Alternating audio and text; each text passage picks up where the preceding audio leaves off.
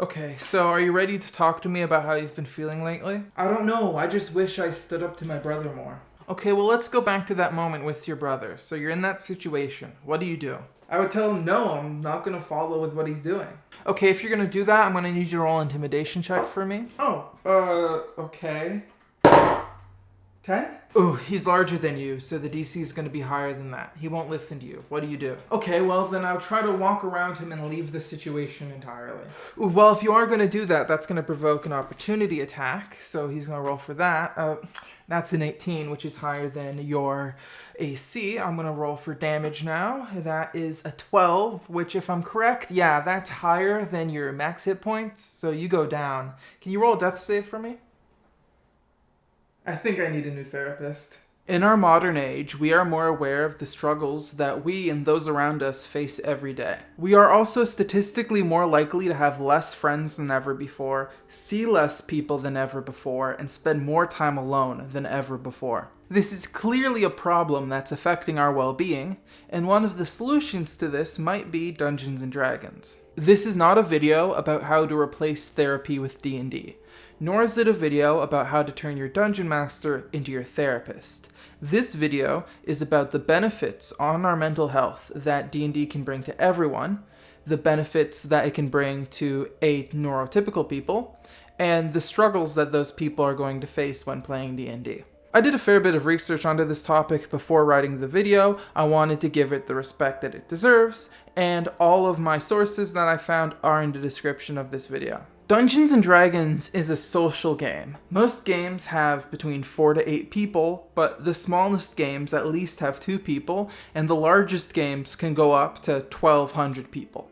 Yes, that is a thing that happened once. So the obvious benefits of D&D are the same benefits that you would receive from any social gathering where you're connected to other people. According to the CDC, by connecting with others, your ability to recover from stress, anxiety, and depression can improve, as well as it can improve your sleep. Not just that, but even physical illnesses like heart disease or strokes can be prevented by just remaining social. Being around other people isn't just good for our brains, it's good for our bodies. And for some people, that might be going to a bar and watching a sports game together, and for other people, they might be going home, sitting at a table, and playing Dungeons & Dragons. So will Dungeons & Dragons cure depression? No, it will not. However, will it help the mental health of someone going through depression? Likely. So I'm going to cover 3 of the most commonly diagnosed mental illnesses, and with testimony, discuss how D&D benefits these people, as well as the struggles that they might face when they play the game. Now the thing is, I'm not a psychologist. I'm not your psychologist. If anything I say in this video sounds like something that feels like something you relate to, go talk to a doctor. Don't self-diagnose based off of things you hear on the internet. A lot of the stuff I'm going to be explaining is going to be somewhat generalized or potentially even inaccurate. If seeing a specialist is an option available to you and you feel like having a diagnosis is important, go get it. The first thing I want to talk about is depression. Now, the thing about depression is that unlike anxiety, depression isn't there all the time. Depression may come in waves where for a couple months there isn't any depression at all, and then maybe after that couple months it comes back really strong. It definitely comes and goes in waves.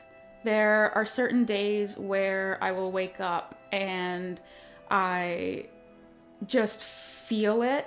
Like, I don't really know how to describe the feeling, but it's almost just sort of like a weight has kind of settled on me. Like, I feel low and I feel worse, and I'm like, okay, I think today is gonna be a depressive episode. And so that kind of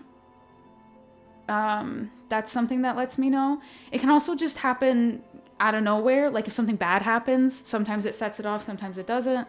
So I would say that it affects me on and off, that it would come in waves.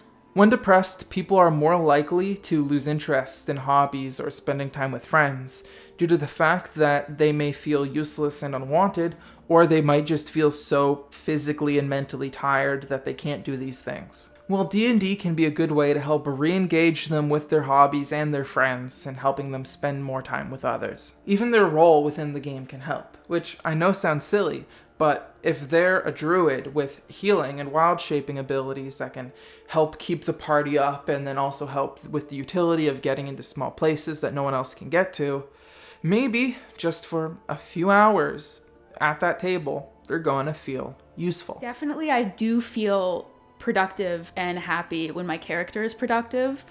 If I was like, oh, I'm going to take out my longbow and I'm going to get like 70 points of piercing damage, like, yes, I'd feel very productive, and that makes me feel happy. Now, a clear problem that a depressed person is likely going to face is actually showing up to the games. Not because they don't enjoy the game, not because they don't enjoy the company of those around them, not because they don't want to show up every week, but because of the depression. So you have a couple options if you're playing with a person you know is depressed.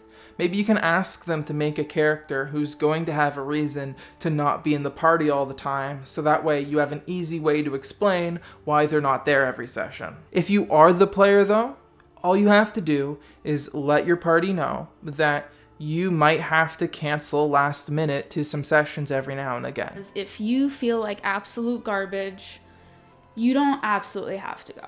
It's a game at the end of the day. If you think having some time to yourself would be better for you, then do that. Or maybe halfway through, you're like, you know what, as we're taking like a 10-15 minute break, I'm not feeling really great, and you can just reach out to your DM and say, hey, I was here for half the session, but I'm really not feeling well. You don't have to explain, especially if you don't know your DM very well. Just say that you're not feeling well and that you can't be there for the rest of the session. But most important is probably try to make it. Even if you can only do half a session. If you have to drop out early, then that's fine. At least you were still there. Now the next one I want to talk about is ADHD, also known as Attention Deficit Hyperactive Disorder. What you'll mainly see in someone with ADHD is a difficulty focusing on some things, but an over-focusing on other things. There will be a need to be interacting with many things at the same time, or sometimes an inability to interact with anything at all. I don't regularly feel the inability to do anything, because often when I'm doing nothing, I'm sitting there in my own head trying to convince myself to do the thing I'm actually supposed to be doing. If I gave up trying, I could probably do something else, but then I might never get the thing I need to do done. The best analogy I've heard is touching a hot stove. When I'm doing nothing, I'm trying to convince myself to touch a hot stove and failing. And this isn't due to laziness or lack of caring or anything like that. It's due to a mental disorder. They want to listen. They want to follow along. They don't want to get distracted. However, they struggle a lot more than other people would. Now, the funny thing about ADHD and that hyper-focusing and needing to focus on many things at the same time, they often make really good dungeon masters. When DMing, there's so much that you need to be thinking about at any given time, it's fully engaging the ADHD brain. ADHD people make good DMs because we often thrive in crisis or high-stress situations.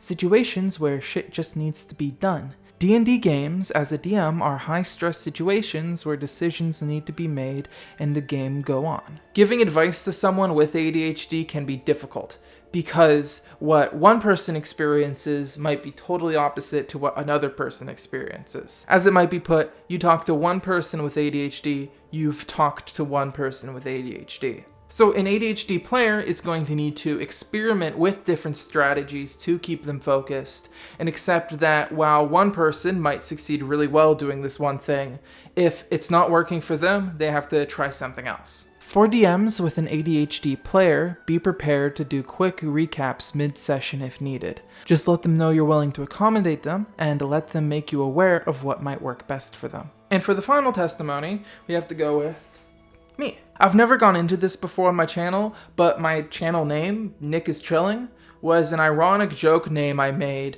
after having multiple panic attacks in the same day. A couple months later, I decided I want to make a D&D channel. I hadn't uploaded any videos to the Nick is Chilling channel, so I figured, oh, why not? I'll just use that. The name's fine. Anxiety can mean a lot of things. Anxiety can mean a panic attack, or it can mean a large increase in stress doing something that most people would consider mundane. Stuff like taking a phone call, or driving a car, or talking to a stranger, for most people, don't take a lot of mental stress. But for someone with anxiety, it might take a ton of mental stress just to do these basic everyday things. Sometimes anxiety makes you think that things are gonna go bad and everything's gonna go wrong and everyone's gonna hate you because of it, or it's just an increase in stress, and there's no reason why that stress is there. You can't logic out of it. You are just more stressed for a reason you are not entirely sure of. Most people with anxiety will use avoidant behaviors to try to avoid that anxiety. So if you have anxiety about driving a car, you might have a friend drive you, or take public transit, or walk. Unfortunately, if you engage in these avoidant behaviors,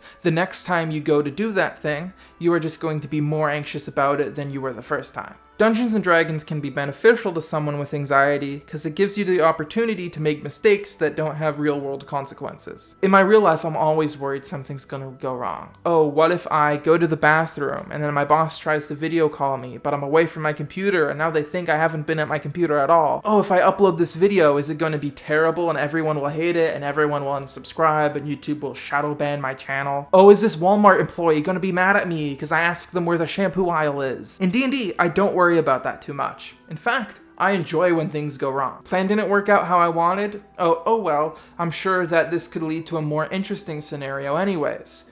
Oh, my attack missed? Well, I have the rest of my party to attack on the rest of my turn. I have more turns, it's not that big of a deal.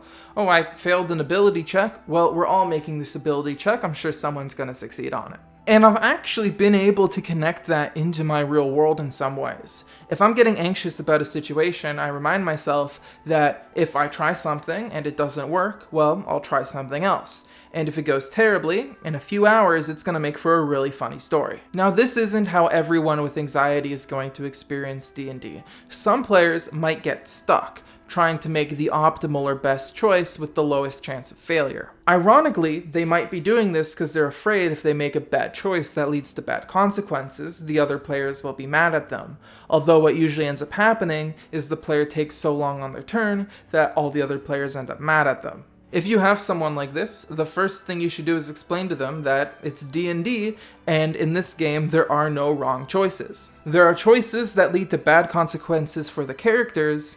However, those choices are also making more interesting games. Hopefully explaining it like this in some way will help them understand the fun in failure. If they continue to struggle with this, suggest taking turns on a timer. So now, the fastest choice is the best choice. Thank you for watching, and remember, your mental health is just as important as your physical health. You deserve to love yourself no matter how much you tell yourself otherwise. And if you like this video and you want to see more like it, click that subscribe button to see more.